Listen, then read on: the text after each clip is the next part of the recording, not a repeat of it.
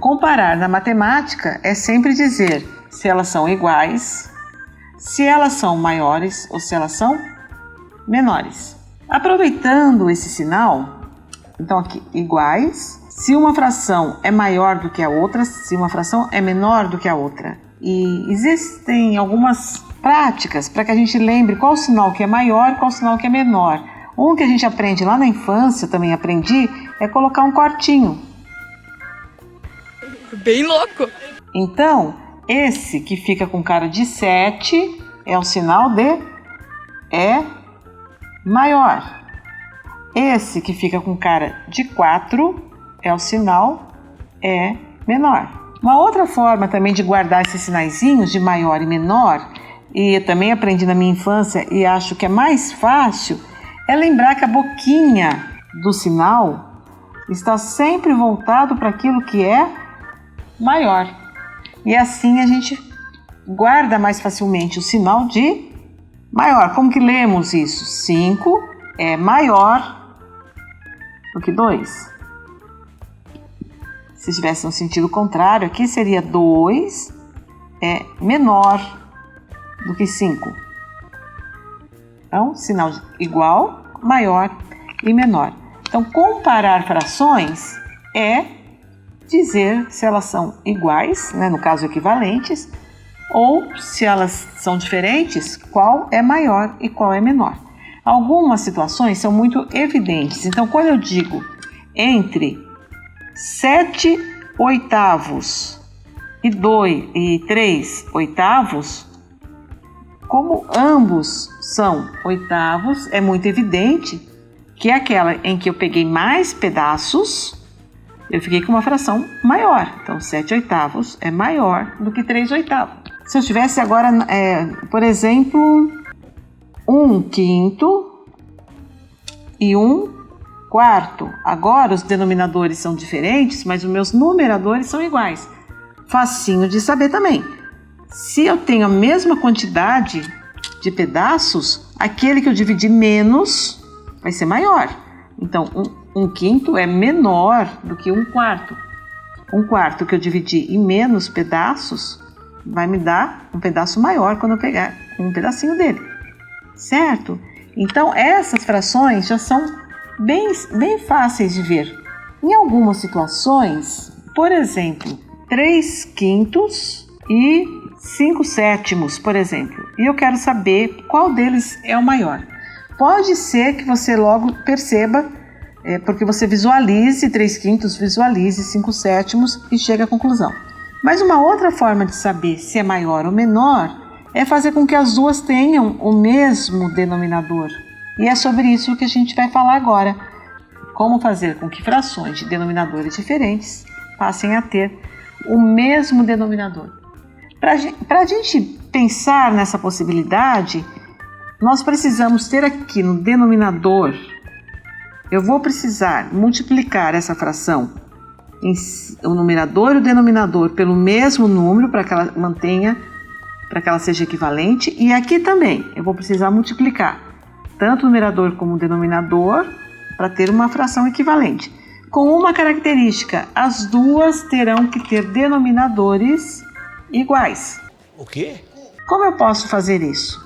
Eu tenho que colocar no denominador um número que seja tanto múltiplo de 5 quanto múltiplo de 7, porque o 5 multiplicando por um número qualquer vai ter que dar esse novo denominador, o 7 multiplicando por um número qualquer vai ter que dar esse novo denominador.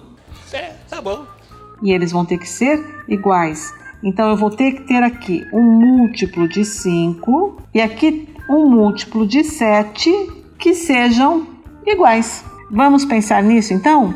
Eu vou ter que ter um múltiplo que seja comum a 5 e a 7 e que seja o menor possível só por uma questão de facilidade. Então, aqui vai aparecer então o nosso MMC. Uhul! Então, a proposta anterior era comparar a fração 3/5 com a fração 5/7. E para que a gente conseguisse visualizar melhor, seria interessante que essas frações tivessem o mesmo denominador. E aí, então, nós conversamos já que precisaria ser um número que pudesse dividir tanto o 5 como o 7. Essa é a ideia de múltiplo. O que são os múltiplos de 5, por exemplo? Não sei. São todos os possíveis produtos do 5 por todos os números naturais. Então, 5 vezes 0, 0. O 0 é múltiplo de todo e qualquer número. 5 vezes 1, 5. 5 vezes 2, 10. 5 vezes 3, 15. 5 vezes 4, 20. 25. 30. 35. 40. 45 e por aí afora. Esses são os múltiplos de 5.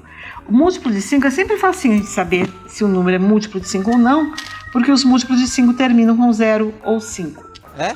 Se eu quiser saber os múltiplos de 7, 7 vezes 0, 0. E aí depois vem a tabuada do 7. 7, 14, 21, 28, 35, 42... E 49, compre a telecena de Ano Novo.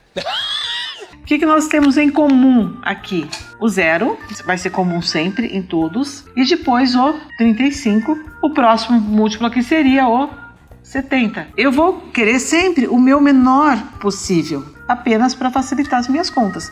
Qualquer outro múltiplo que eu usasse que fosse comum também daria certo. Mas eu vou querer um mínimo múltiplo comum, o menorzinho. Que no caso, entre 5 e 7, será o 35. No caso aqui, o mínimo múltiplo comum, nesse caso e em muitos outros, é o próprio produto deles. Isso vai acontecer sempre que os números forem primos entre si. A gente fala disso numa outra oportunidade. Então, no momento, nós já vimos que o que nós temos de mínimo múltiplo comum é o 35. Então, eu preciso de uma fração equivalente ao 3/5, que tenha um denominador 35, e preciso de uma fração equivalente ao 5/7, que também tenha o denominador 35. Para que eu tenha 35 aqui, eu preciso multiplicar o 5 por 7. Para que a fração não se altere, eu tenho que multiplicar aqui também por 7. Aqui, para que eu tenha 35, eu tenho que multiplicar o 7 por 5. Então, aqui também eu tenho que fazer o mesmo para que a fração não se altere. Agora, eu tenho duas frações com o mesmo denominador para saber qual delas é a maior. E aí fica bem visível que a maior é 25/35, que corresponde ao 5/7. Então, nós podemos falar que 3/5 é menor que 5/7. Esse foi o caminho, então, que nós fizemos. Achamos o mínimo múltiplo comum, achamos frações equivalentes com o mesmo denominador e a comparação daí fica totalmente visível. Nós vamos usar também essa forma de calcular frações com o mesmo denominador para adicionarmos frações e para subtrairmos frações. Isso vai ficar, então, para o próximo episódio, certinho? Espero vocês lá, então, no próximo, para que a gente converse um pouquinho mais sobre isso. Apenas relembrando, então, nós já vimos juntos a ideia da fração, já vimos tipos de frações, já vimos frações equivalentes, já vimos a ideia também do mínimo múltiplo comum e a comparação de frações. Espero que tenha ajudado para que algumas ideias sejam esclarecidas. Essa é a nossa proposta. Se vocês gostaram, gostaram. Se não gostaram, que se...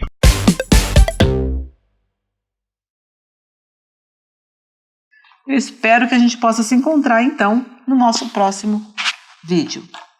Certinho? Até lá, então!